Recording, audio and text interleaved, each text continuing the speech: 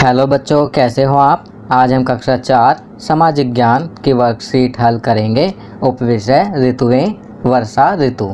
तो चलिए वर्कशीट हल करते हैं। प्रश्न 1, रिक्त स्थान भरिए। पहला, भारत में डैश का वितरण असमान है। तो यहाँ पर हम लिखेंगे वर्षा। भारत में वर्षा का वितरण असमान है। दूसरा, वर्षा ऋतु में डैश नाचते हैं। तो यहाँ पर हम लिखेंगे मोर। वर्षा ऋतु में मोर नाचते हैं। चलिए आगे बढ़ते हैं। तीसरा, हवा में डैश के कारण शरीर का पसीना सूखने में अधिक समय लगता है। तो यहाँ पर हम लिखेंगे नमी। हवा में नमी के कारण शरीर का पसीना सूखने में अधिक समय लगता है। चौथा, भारत में वर्षा ऋतु डैश से डैश तक रहती है।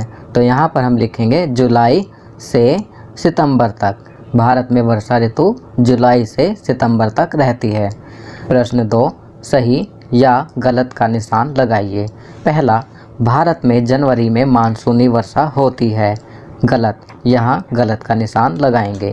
दूसरा, खेती के लिए बहुत कम पानी की आवश्यकता होती है। गलत, यहाँ पर गलत का निशान लगाएंगे। तीसरा, वर्षा के बचाव के लिए लोग छाते का प्रयोग करते हैं। सही, यहाँ पर सही का निशान लगाएंगे। चौथा, उत्तर पूर्वी राज्यों में वर्षा अधिक होती है। सही, तो यहाँ सही का निशान लगाएंगे। पांचवा, मरुस्थल में वर्षा कम होती है। सही, तो यहाँ सही का निशान लगाएंगे। चलिए आगे बढ़ते हैं। छठा, वर्षा ऋतु में अधिकतर नदियों में जल स्तर बढ़ जाता है। सही, यहाँ पर सही का निशान लगाएंगे।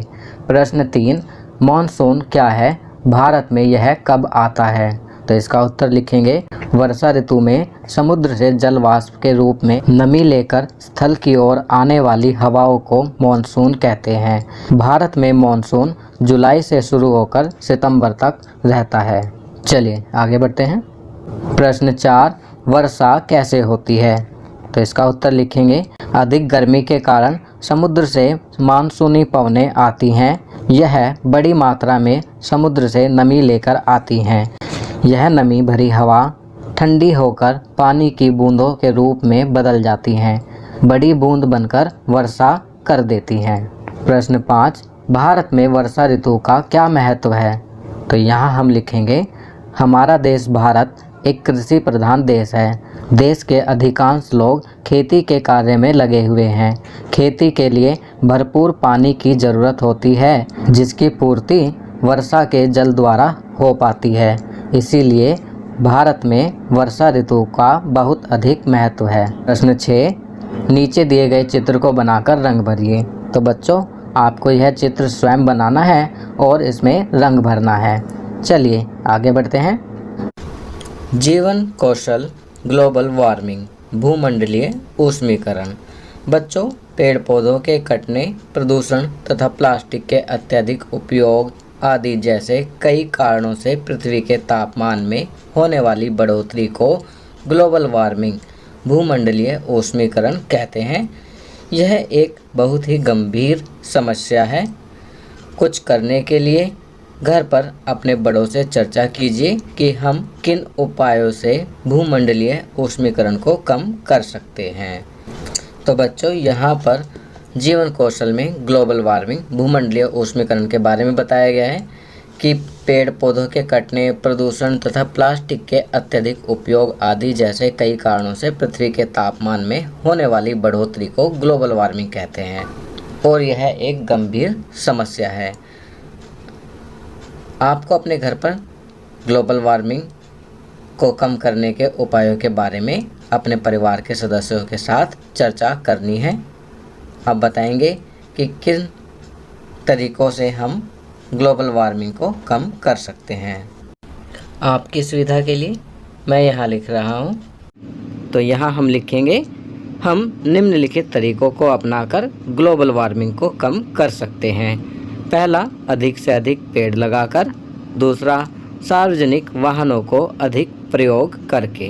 तीसरा, प्लास्टिक का कम से कम उपयोग और कूड़ा करकट को जलाने की बजाय उसे रिसाइकल करके। तो इन सभी तरीकों को अपनाकर हम ग्लोबल वार्मिंग को कम कर सकते हैं। चलिए आगे बढ़ते हैं। संस्कारशाला, छोटी छोटी पर बड़ी बातें।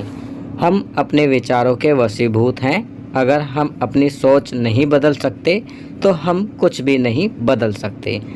तो यहाँ बताया गया है कि हम अपने विचारों के वशीभूत हैं। अगर हम अपनी सोच नहीं बदल सकते तो हम कुछ भी नहीं बदल सकते। कुछ भी बदलने के लिए हमें अपनी सोच को बदलना होगा। खाद्य रंग पीला, पीले रंग का खाद्य पदार्थ खाएं। उदाहरण के लिए केला, आम, पीली दाल आदि। परिवार के साथ समय, खेल, टिक टैक टो, चिड़िया उड़, अपने परिवार और दोस्तों के साथ खेलें। गतिविधि, पौधों को पानी देना। चलिए आगे बढ़ते हैं। दैनिक दिनचर्या। निम्नलिखित आदतों को अपनी दिनचर्या में शामिल करें। अपने माता पिता का अभिवादन करके अपने दिन की शुरुआत करें। अपने दांतों को दिन में 2 बार ब्रश करें। प्रतिदिन स्नान करें। खूब पानी पिएं और संतुलित आहार लें। अपने चेहरे को छूने से बचें और अपने हाथों को बार बार धोएं। अपना गृह कार्य समय पर पूरा करें। तो बच्चों, यहाँ पर कुछ अच्छी आदतें बताई गई हैं जिन्हें आपको अपनी दैनिक दिनचर्या में अवश्य शामिल करना चाहिए। तो बच्चों, ये वर्कशीट यहाँ कंप्लीट होती है। अगर ये वीडियो आपको अच्छी लगी तो इसे लाइक एंड शेयर ज़रूर करें। अन्य विषयों पर बने हमारे लेटेस्ट वीडियोस को देखने के लिए चैनल को सब्सक्राइब करना ना भूलें और देखते रहिए हमारा channel knowledge kingdom. Thank you.